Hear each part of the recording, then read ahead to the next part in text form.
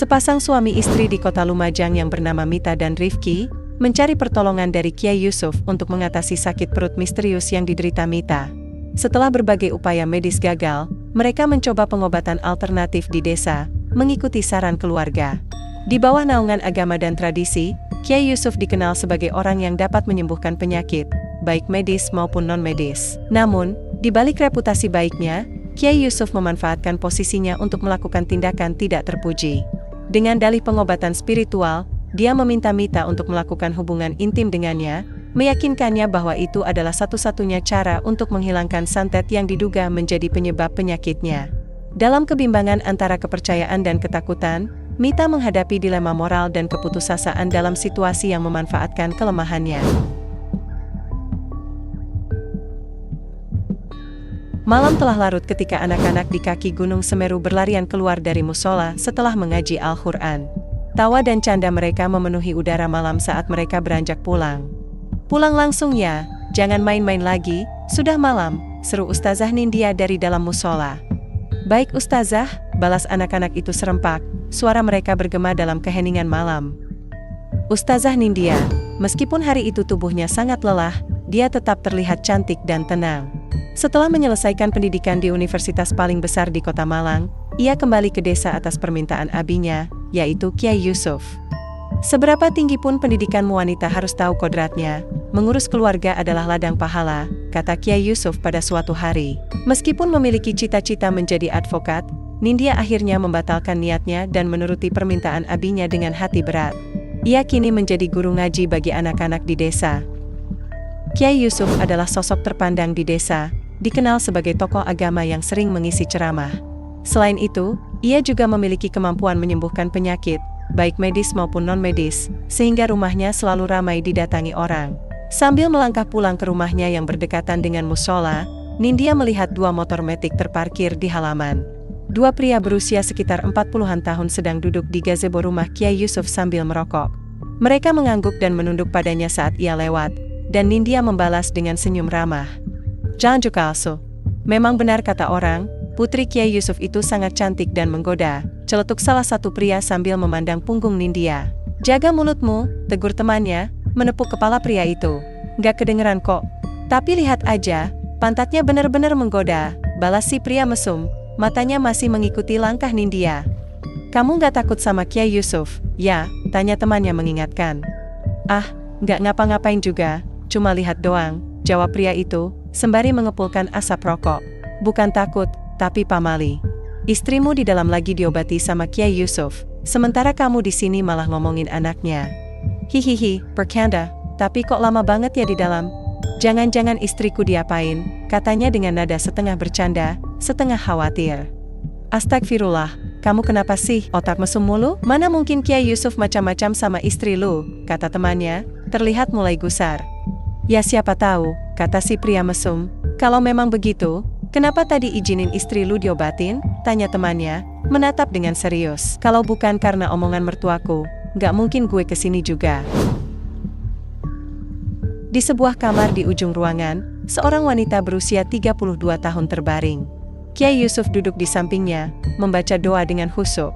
Wanita itu, Mita, datang bersama suaminya untuk berobat. Sudah berhari-hari Mita mengeluhkan sakit di perutnya yang tak kunjung sembuh meski sudah berobat ke rumah sakit. Atas saran ibunya, ia mencari pengobatan alternatif ke Kiai Yusuf. "Silakan bangun dulu, Mbak," kata Kiai Yusuf setelah beberapa saat. Mita, yang mengenakan celana jeans dan kemeja panjang, perlahan membuka mata dan bangkit. "Minum ini dulu." Kiai Yusuf menyodorkan segelas air putih.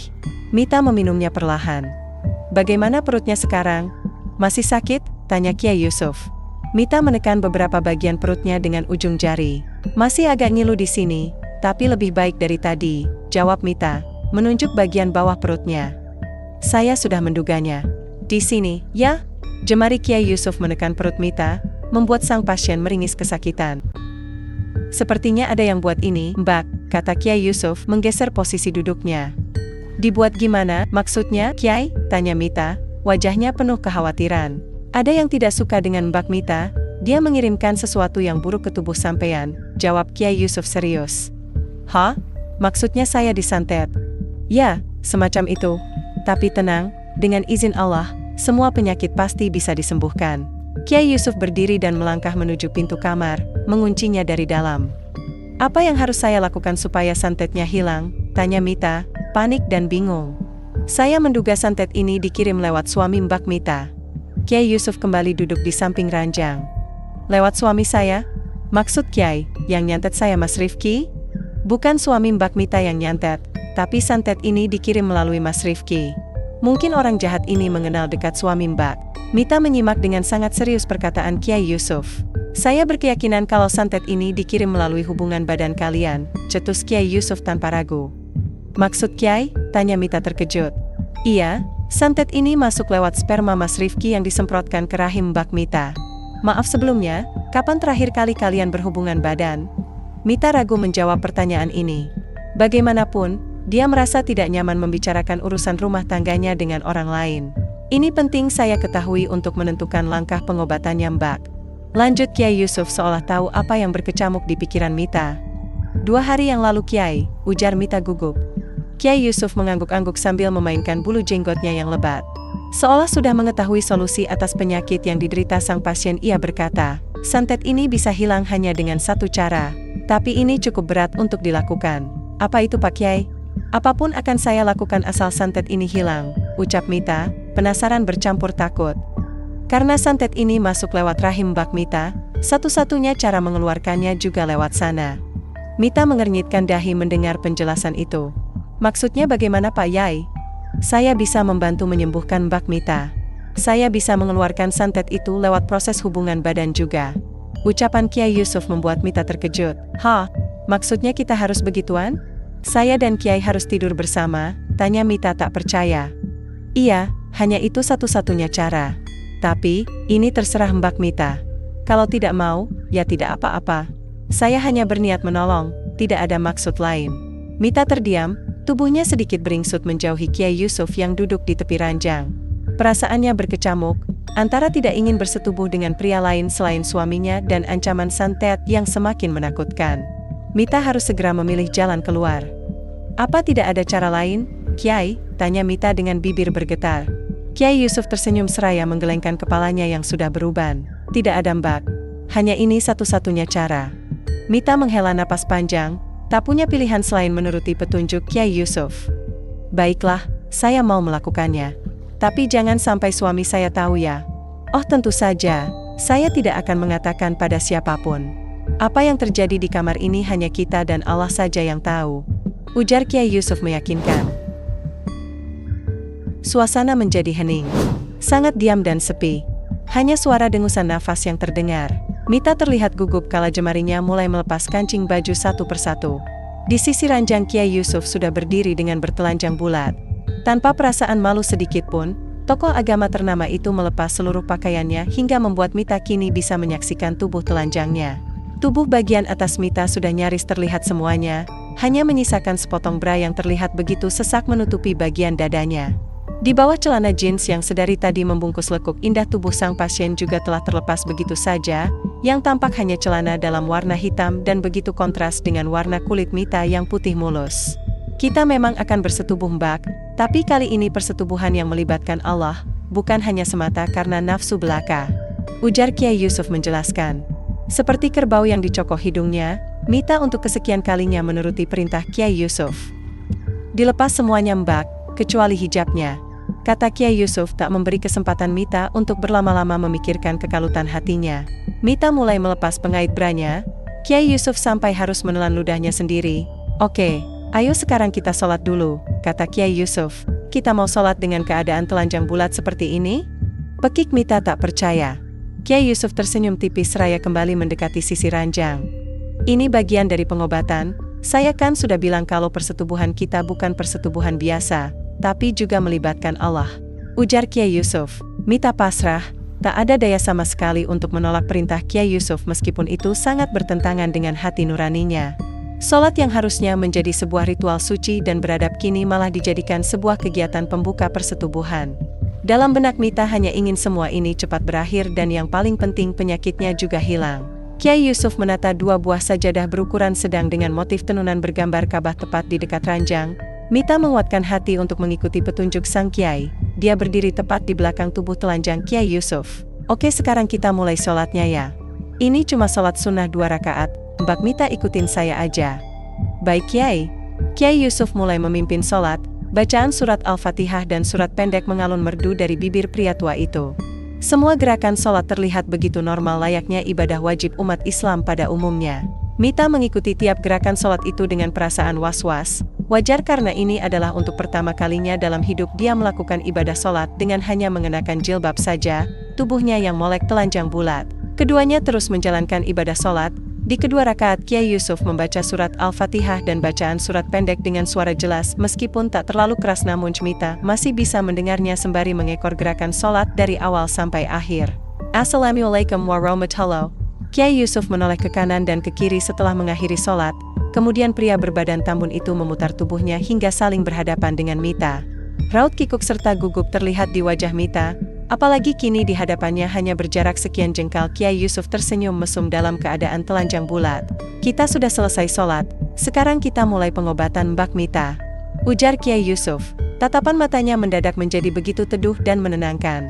Begitu berbeda dengan beberapa saat lalu sebelum sholat di mana tokoh agama itu cenderung menunjukkan ekspresi birahi. Baik Kiai, sahut Mita masih dengan ekspresi gugup dan kikuk. Apapun yang terjadi nanti, Mbak Mita tidak boleh mengeluarkan kata-kata kotor. Mbak Mita harus melafalkan tahmid, tahlil, takbir, tasbih dan istighfar untuk mengekspresikan kenikmatan yang nanti mungkin Mbak Mita rasakan. Baik Kiai. Ingat Mbak, persetubuhan kita melibatkan Allah. Mbak Mita harus menuruti perintah saya agar santet dalam tubuh Mbak bisa segera hilang, kata Kiai Yusuf. Mita kembali terdiam. Sekali lagi dia tak berdaya untuk menolak perintah absurd sang Kiai. Bisa kita mulai sekarang ya? Saya siap Kiai, balas Mita seraya mengangguk lemah dan pasrah. Sekarang Mbak Mita terlentang ya, perintah Kiai Yusuf. Wanita bertubuh sintal itu langsung pasrah terlentang dengan tatapan sayu di atas sajadah, sambil menggigit bibirnya sendiri. Nafas Mita mulai tak beraturan. Kiai Yusuf mendekat. Sesaat pria tua itu menjelajahi tubuh milik Mita dengan tatapan kekaguman. Terdengar dengusan nafas Mita yang semakin tak beraturan. Tangan kanan Kiai Yusuf yang bebas kini perlahan mulai merangkak dengan sentuhan-sentuhan liar. Diperlakukan seperti itu membuat tubuh Mita makin kelejotan bak cacing kepanasan. Ucapkan kalam-kalam Allah Mbak, desis Kiai Yusuf. Subhanallah nikmat, desis Mita menuruti perintah sang Kiai. Saya masukin sekarang ya. Mita hanya mengangguk di tengah nafasnya yang masih naik turun. Bismillah, dengus Kiai Yusuf seraya mendorong tubuhnya ke bawah. Mereka berdua menahan nafas merasakan momen-momen keji itu. Selama beberapa saat tubuh mereka berdua mengejang. Kemudian akhirnya melemas kembali dalam posisi berpelukan. Mereka berbaring beristirahat berpelukan di atas sajadah dengan nafas masih saling memburu. Insya Allah, santet itu sudah hilang Mbak, ujar Kiai Yusuf beberapa saat kemudian. Terima kasih banyak Kiai, balas Mita dengan perasaan lega. Mita kemudian pulang dengan suaminya. Beberapa minggu kemudian terdengar kabar dari pengeras suara di masjid bahwa Mita meninggal dunia. Dia meninggal setelah divonis kanker rahim stadium 4 oleh dokter di rumah sakit kabupaten. Ternyata pengobatan yang dilakukannya dengan Kiai Yusuf hanyalah tipu muslihat untuk melampiaskan nafsu sang Kiai. Na'udzubillah. Astagfirullah. Kisah di atas mengingatkan kita akan pentingnya berhati-hati dalam memilih tempat dan metode pengobatan. Dalam menghadapi masalah kesehatan, banyak orang merasa terdesak untuk mencari solusi cepat dan terkadang mengabaikan prinsip moral dan hukum. Namun, sangat penting untuk memastikan bahwa kita memilih tempat pengobatan yang benar dan etis. Jangan mudah percaya kepada siapapun meskipun dia orang yang punya embel-embel kiai dan orang pintar. Dalam kasus di atas, jelas bahwa praktik yang melibatkan hubungan seksual atas nama pengobatan bukan hanya tidak etis tetapi juga melanggar hukum dan prinsip-prinsip agama. Zina adalah dosa besar dalam Islam, dan apapun alasannya, tindakan tersebut tidak bisa dibenarkan. Al-Quran dengan tegas melarang perbuatan zina, seperti yang tertuang dalam surah Al-Isra, ayat 32. Dan janganlah kamu mendekati zina. Sesungguhnya zina itu adalah suatu perbuatan yang keji dan suatu jalan yang buruk. Dengan tetap waspada dan bijak dalam memilih tempat pengobatan, kita dapat melindungi diri kita dan keluarga dari praktik yang menyesatkan dan merugikan. Selalu utamakan keselamatan dan kejujuran dalam segala aspek pengobatan. Hindari berobat ke dukun. Dukun itu kalau nggak ngibul ya cabul.